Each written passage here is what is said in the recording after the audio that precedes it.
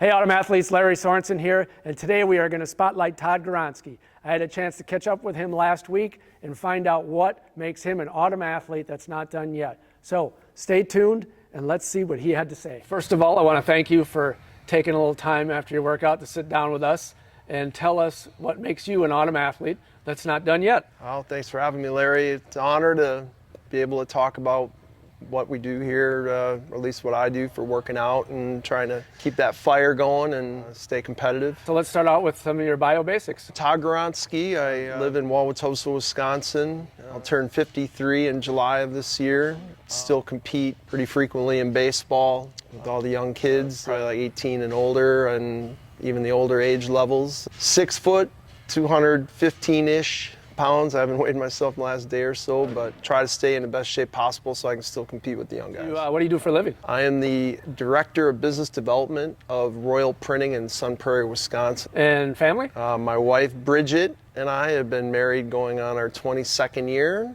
We have a son, Gavin, who's 18 years old. He's a graduate of Marquette High School, and now he's playing baseball and studying at North Central in Naperville, Illinois. Tell us a little bit about your athletic history. Like most athletes that are a little older, grew up playing every sport. We moved to New Berlin in 1978, and we lived in a neighborhood that was full of really competitive, good, athletic kids. And some of the most influential memories I had is playing against kids that were older, more mature, more physical than I was at a really young age, like starting at like 9 and 10, probably kids 5, 6 years older than me. And I was hell-bent on keeping up with them, and I think to this day it pretty much set in stone how I am as a person. I grew up playing baseball, basketball, and football. Went to New Berlin Eisenhower. We had really good teams growing up in the 80s. Played varsity baseball 4 years, left-handed pitcher, played basketball. Ironically, even though I'm 6 feet tall, I was the center on the basketball team because I could jump really well, and I was pretty physical and intense. And then our football team had an incredible run.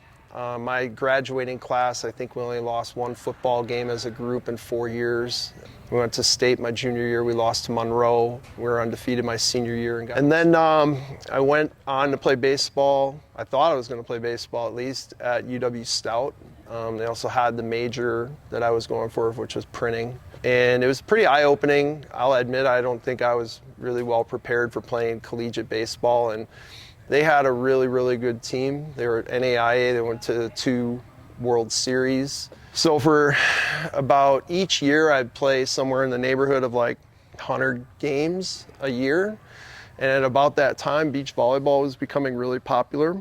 Late 80s, early 90s, and frankly I wasn't having a great time playing baseball anymore, and I think it had to do with just my own preparation for playing. Stopped playing baseball in 1990-ish, 91, and went on to play club volleyball and then specifically beach volleyball for 25 years, and that turned into becoming a promoter. And so I had a great time with that. That came to an end in 2014. My son was getting into baseball, and I started going to all these great complexes around the country with him, with his baseball, and bumping into people, and then, hey, you want to play baseball again? And literally had to start over. I cannot tell you how much I wish I had what he has. I wish I had that as a young athlete. The training, the facilities like this, I mean, you literally train like a pro. So while he was going through his lessons, I was literally going through the lessons with him, hitting, throwing, the whole 9 yards, and that's kind of how it got me back to playing baseball. Now that you're back into baseball for the last almost decade now, so tell us about some of your recent successes in baseball, both personally and as the teams that you've been on. Yeah, it's been a great thing to get back involved with because I literally fell in love with baseball again, and I personally like the practicing and the grind of it, so I love all the workout, the off-season stuff, so that wasn't really a big deal to me. And I was getting out of volleyball, and I really didn't feel like doing nothing because that was not going to work. So baseball was there, and then I started where a team asked me to play, which was in these men's senior baseball leagues have different age levels. So I started playing in a 35-year-old league, struggled. We had a really good team, but I personally struggled. And from that point forward, which would have been 2014, 2015, somewhere from there, I literally have not stopped up till today. So I play for Sussex Cardinals, Land O'Lakes. I've played with the Chicago Rippers in the National World Series events. I ran a team, the Milwaukee Rays, which was a 25-year-old team. Play on the Milwaukee Snappers, which is a 35-year-old team, and then a 45-year-old team, which is a kind of a legendary group, the Wisconsin Rangers. And we've had a lot of success. The Rangers teams I played on, we won 4 straight championships. We had a winning streak of 78 straight games that went over 5 years. 2020, I was on the 25-year-old Rippers team that won the World Series in Arizona, which was a really big deal because you're playing with teams that had unlimited pros on them. And then I've been part of some really great teams. Last year, I think our total record was 53-20, and we had several pretty solid winning streaks. And I think one period we didn't lose a game for 2 months. But with anything else, we didn't finish the job.